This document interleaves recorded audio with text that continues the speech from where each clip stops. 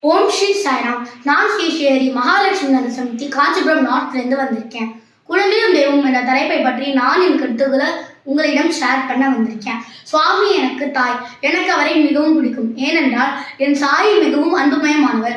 குழந்தையும் தெய்வமும் குணத்தால் ஒன்று. ஆம், அன்கண்டிஷனல் லவ் என்று சொல்லப்படுகிற நிபந்தனைகள் அற்ற அன்பை நம் மீது பொய்பவர். நாம் என்ன தவறு செய்தாலும் அதை மறந்து மன்னித்து நம்மை குழந்தை போல் அன்பால் வழிநடத்துபவர், அருள் செய்பவர். இந்த உலகமே அன்பால் நிலை பெற்றுள்ளது. அன்பே சிவம். சக்தி இல்லையே சிவன் இல்லை. நம் சாயி சிவனும் சக்தியும் சேர்ந்த தாயுலம் கொண்ட சிவசக்தி ஸ்வரூபமானவர்.